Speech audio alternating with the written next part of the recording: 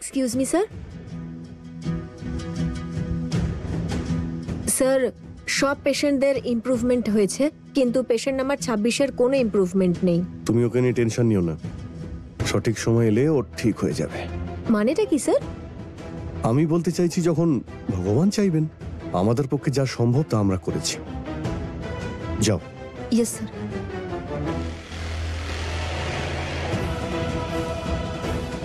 Sir, সবার file তো একসাথে রেখেছে, কিন্তু এই পেশেন্টের ফাইলটা ড্রয়ারে কেন রাখছেন?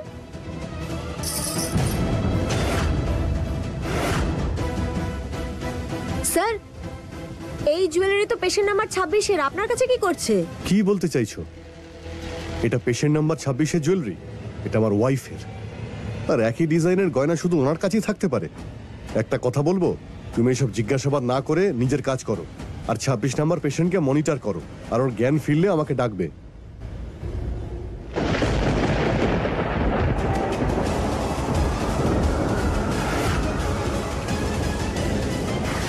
ওদের দুজনের কুষ্ঠি দেখার পরে আমি একটা বিষয় পরিষ্কার দেখতে পাচ্ছি, অতীতের কোনো দরজা খোলা রয়েছে।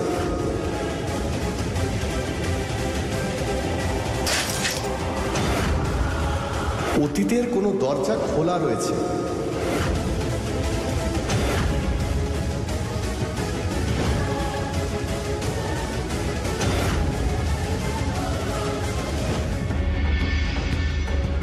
দেবী মা, শোভন দাদু ভাই আর ফুল বৌমার উপর তোমার আশীর্বাদের হাত রেখো।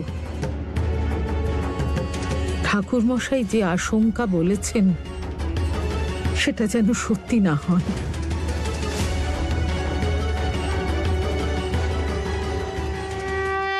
মা ঠাকুরুন, ওই ছবিটা আপনি কেন বানিয়েছিলেন?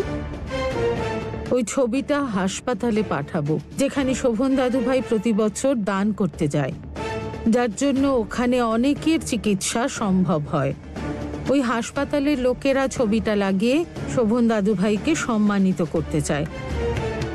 আমি ভাবলাম শুধু শোভন দাদু ভাইয়ের ছবি না পাঠিয়ে ফুল বৌমার সাথে ওর ছবি ওখানে পাঠিয়ে দিই, যাতে শোভন দাদু ভাই আর ফুল বৌমার স্বামী স্ত্রী হিসেবে প্রতিষ্ঠা আরো বাড়ে। এটা তো খুবই ভালো কথা। আমি শোভন দাদাকে ডেকে নিয়ে আসছি, ওরা দুজনেই খুব খুশি হবে।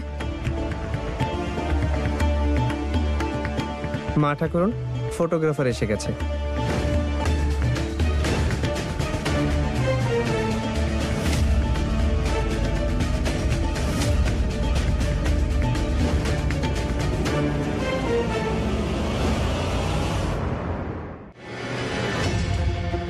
কি এত বড় ভুল আপনি কি করে করলেন? আমি আপনাকে কোন ছবি ফ্রেমে লাগাতে বলেছিলাম আর আপনি কি করলেন? আমি তো সেটাই করেছি যেটা আপনি বলেছেন।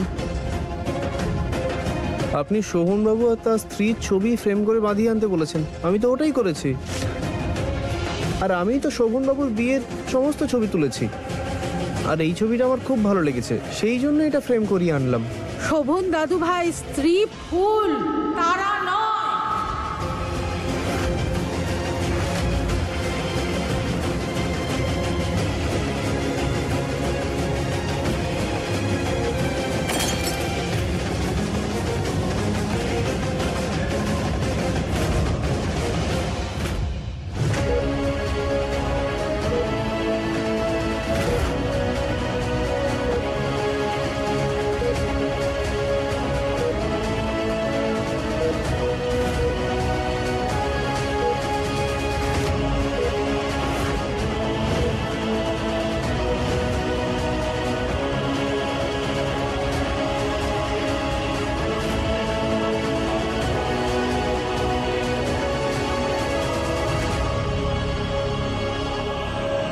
মা ঠাকুরুন, ভুল করে হয়ে গেছে এটা, তাতে এত চিন্তা করার কি আছে?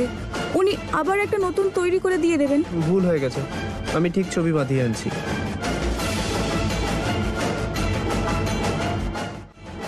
ওদের সব বিপদের কারণ অতীতের ওই খোলা দরজা। ঠাকুর মশাই যা বলেছেন সেটা সত্যি হচ্ছে না তো, কিন্তু সেটা কি করে হবে? তারা বৌমা তো আর এই পৃথিবীতে নেই।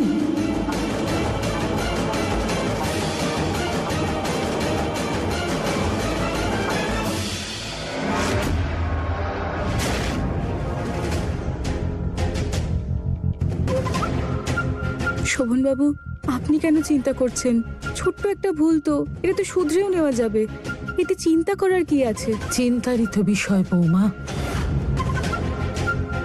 আমি ঠাকুর মশাইকে ডেকেছিলাম, আর ঠাকুর মশাই তোমাদের কুষ্ঠি বিচার করেছেন। উনি বলেছেন যে এ বাড়িতে যা বিপদ আসছে কোনো না কোনো ভাবে তার কারণ অতীতের কোনো এক খোলা দরজা।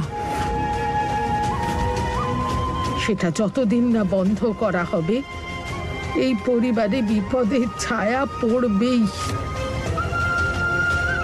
আমার ভয় হচ্ছে অতীতের সেই খোলা দরজাটা আবার তারা বৌমা নয় তো? ঠাকুর মশাই আমায় এই দিকে ইশারা করেননি তো?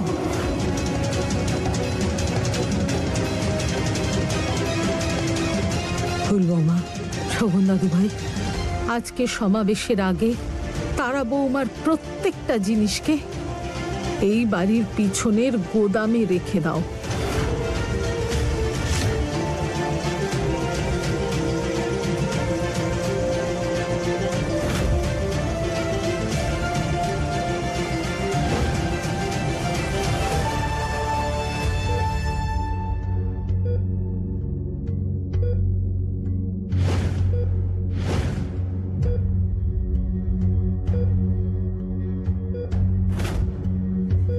হ্যাঁ, থ্যাংক ইউ ডক্টর।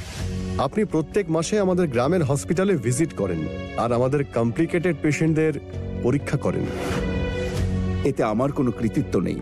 ওই মানুষটিকে ধন্যবাদ জানান যিনি হসপিটালের ফান্ডে রেগুলারলি ডোনেশন দেন। ওনার সাহায্য ছাড়া আমাদের মতো ডাক্তারদের এখানে আসা আর পেশেন্টদের দেখাশোনা করা এবং ওষুধ দেওয়া মোটেই সম্ভব হতো না। এ ব্যাপারে সম্পূর্ণ ক্রেডিট ওই মানুষটা। আমরা তো শুধু আমাদের দায়িত্ব পালন করছি। আর আজকে তো ওনার দিন, উনি কিছুক্ষণের মধ্যেই চলে আসবেন ডোনেট করার জন্য। গুড। তাহলে আজ আমরা শোভন বাবুকে পার্সোনালি থ্যাঙ্কস জানাবো।